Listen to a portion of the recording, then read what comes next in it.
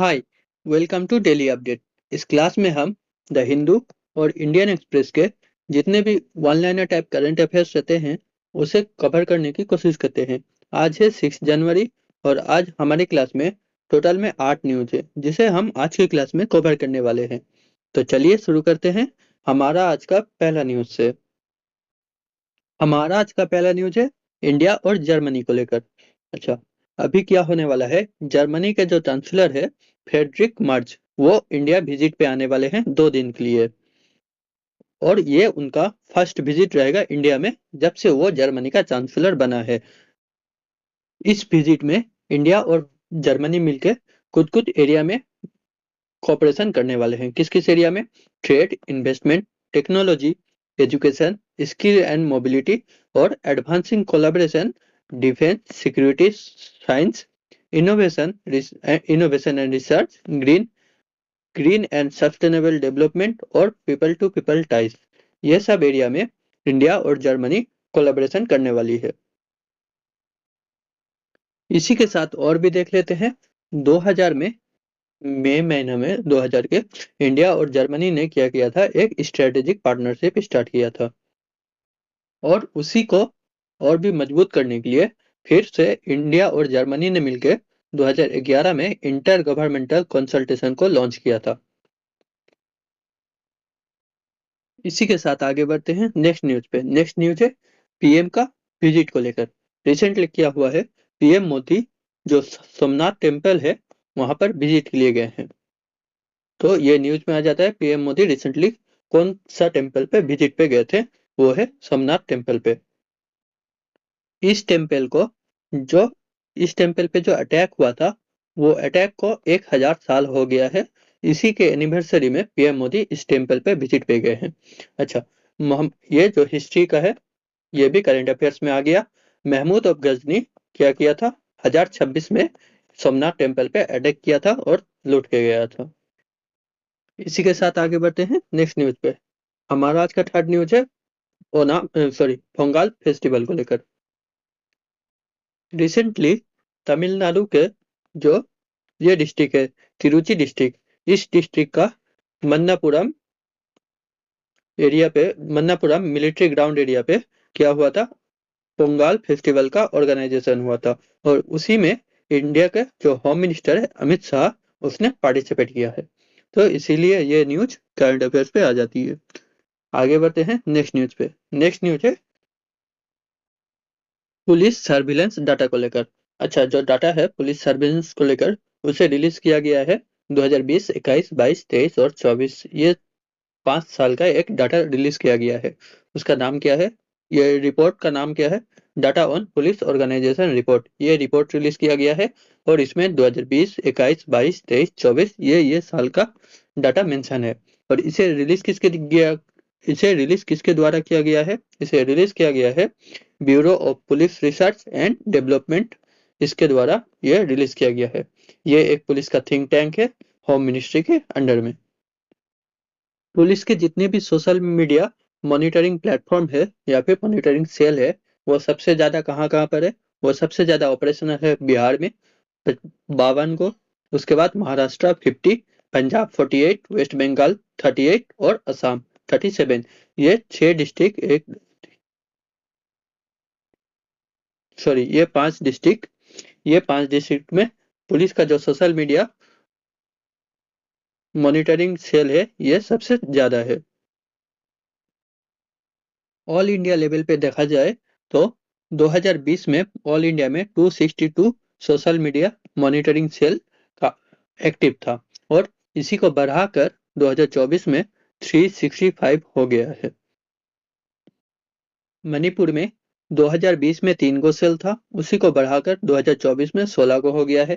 असम में एक सेल था 2022 में और 2024 में 37 हो गया है। वेस्ट बंगाल में 2 सेल था, उसे इंक्रीज करके 38 कर दिया गया है। और पंजाब में 24 था, उसे इंक्रीज करके 48 कर दिया गया है। इंडिया में जितने भी साइबर क्राइम पुलिस स्टेशन है जो साइबर क्राइम से रिलेट करती है, उनके खिलाफ साइबर क्राइम के अगेंस्ट कोई भी केस लॉन्च करती है या फिर उनके खिलाफ एक्शन लेती है, वो पुलिस स्टेशन उसका नंबर था 2020 में 376, इसे बढ़ाकर 2024 में 624 कर दिया गया है। पुलिस फोर्स के पास और ड्रोन भी है, और ये ड्रोन का नंबर 2023 में 1010 था, और उसे बढ़ाकर 2024 में 1147 कर दिया गया है। और ये तो हमने देख ही लिया, जो एनुअल डाटा किसके द्वारा रिलीज किया जाता है, bureau of police research and development के द्वारा, अंडर होम मिनिस्ट्री। इसी के साथ आगे बढ़ते हैं नेक्स्ट न्यूज पे। नेक्स्ट न्यूज है एक वीजा को लेकर। रिसेंटली इंडिया ने क्या किया है, इंडिया ने एक वीजा लॉन्च किया है। वीजा का नाम किया है EB4 वीजा। ये वीजा इंडिया के द्वारा लॉन्च किया गया है। ये एक ई प्रोडक्शन इन्वेस्टमेंट बिजनेस वीजा है। ई प्रोडक्शन इन्वेस्टमेंट बिजनेस वीजा, इसे शॉर्ट में बुलाया जा रहा है EB4 वीजा।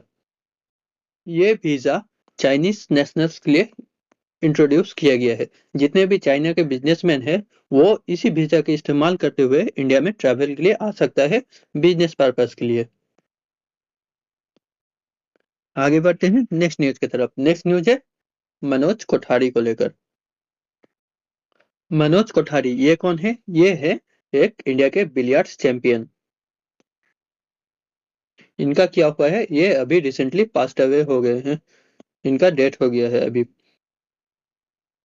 इसीलिए ये अभी न्यूज पे आ जाते हैं। तो इसके साथ देख लेते हैं इसने कौन से टाइटल और अवार्ड जीते हैं। कोठारी, ये मतलब मनोज कोठारी, इसने क्या किया है, वर्ल्ड बिलियर्ड्स टाइटल 1990 में ये वर्ल्ड बिलियर्ड टाइटल जीत चुके हैं। उसके बाद वर्ल्ड डबल बिलियर्ड चैंपियनशिप 1997 में जीत चुके हैं। इसके सिवा इसे ध्यानचंद अवार्ड भी दिया गया है, लाइफ टाइम अचीवमेंट अवार्ड 2005 में। आगे बढ़ते हैं नेक्स्ट न्यूज की तरफ। नेक्स्ट न्यूज है वेनेजुएला को लेकर। हम सभी को पता है यूएस ने क्या किया है, वेनेजुएला का प्रेसिडेंट को अरेस्ट कर लिया है, वेनेजुएला में अटैक कर। तो इसीलिए वेनेजुएला हमारे एग्जाम के लिए इंपॉर्टेंट हो जाता है। तो वेनेजुएला का लोकेशन देख लेते हैं। ये क्या है, साउथ अमेरिका में, नॉर्थ अमेरिका का एंड में और साउथ अमेरिका का स्टार्टिंग पॉइंट पे सिचुएटेड है। और ये कोस्टलाइन कैरेबियन सी और अटलांटिक ओशन के साथ अपना शेयर करता है। यहाँ पर मैप भी दिया हुआ है। मैप में अटलांटिक ओशन यहाँ पर दिया हुआ है और कैरेबियन सी, ये दोनों के साथ अपना कोस्ट लाइन शेयर करता है। यहाँ पर जो दिया हुआ है, ये ऊपर वाला हिस्सा ये नॉर्थ अमेरिका का पार्ट है, और ये नीचे वाला हिस्सा जो है ये साउथ अमेरिका का पार्ट है। वेनेजुएला का कैपिटल देख लेते हैं। काराकास, ये है वेनेजुएला का कैपिटल।